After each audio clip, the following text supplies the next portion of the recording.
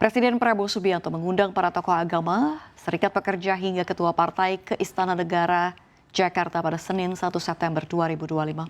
Para tokoh ini diagendakan mendengarkan arahan dari Presiden Prabowo hingga melakukan doa bersama. Tokoh agama mulai tiba di istana sekitar pukul 13.30 waktu Indonesia Barat. Sementara dari perwakilan serikat pekerja turut hadir Presiden Konfederasi Serikat Pekerja dan Ketua Umum Partai Buruh Said Iqbal dan Presiden Konfederasi Serikat Pekerja Seluruh Indonesia Andi Gani. Ketua Umum Partai Amanat Nasional Zulkifli Hasan mengatakan dalam acara tersebut Presiden menyampaikan perkembangan terakhir terkait situasi negara. Sementara salah satu tokoh agama yaitu Ketua Umum PBNU Yahya Khalil Stakuf atau Gus Yahya menjelaskan pertemuan itu menyempurnakan penyampaian aspirasi masyarakat kepada Presiden hingga berkoordinasi untuk memulihkan keadaan.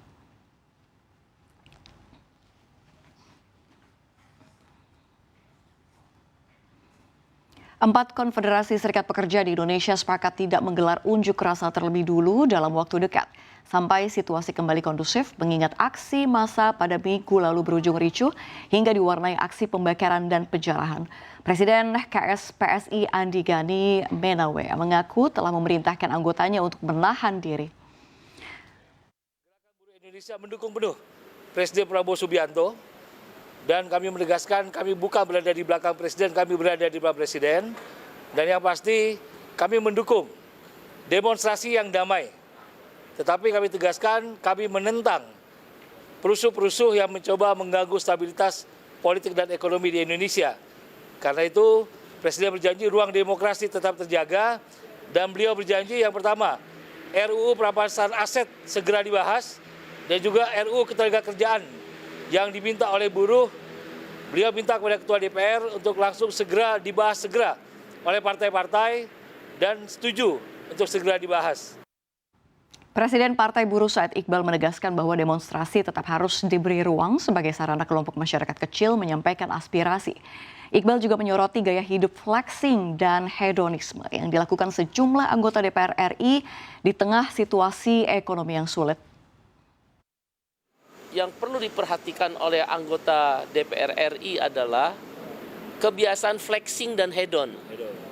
Kebiasaan flexing dan hedon di tengah PHK yang merajalela, ojol yang bolak-balik ke DPR, nggak pernah diperhatikan untuk potongan tarif 10%, ya, kemudian upah buruh yang masih rendah, outsourcing yang masih merajalela, banyak orang yang belum punya rumah, orang miskin masih banyak, pengangguran masih tinggi. Flexing dan hedonisme itu tadi kami sampaikan kepada Mbak Puan dan juga kepada Bapak Presiden Prabowo Subianto untuk benar-benar tidak dilakukan oleh anggota DPR RI. Begitu pula kepada menteri-menteri yang ada, wakil menteri yang ada dalam kabinet Prabowo Subianto. Organisasi Pemuda Lintas Iman menyampaikan apresiasi atas respons cepat Presiden Prabowo Subianto dalam menanggapi berbagai aspirasi masyarakat. Dalam silaturahmi yang digelar di Istana Negara Jakarta pada Senin malam, perwakilan 9 organisasi kepemudaan Lintas Iman menegaskan banyak harapan mereka justru sudah lebih dahulu direspons lugas oleh Presiden Prabowo Subianto. Kami memberikan apresiasi kepada Bapak Presiden dan pemerintah atas respon dan gerak cepat dalam menanggapi beberapa aspirasi dan tuntutan masyarakat.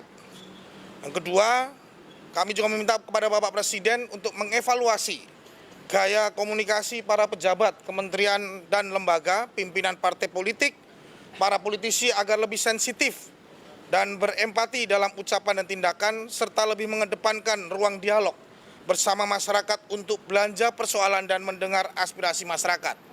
Poin kedua tadi juga langsung dijawab dengan lugas oleh Bapak Presiden dan beliau memang langsung mengkonsolidasikan. Tadi hadir juga Ibu Ketua DPR dan Ketua MPR.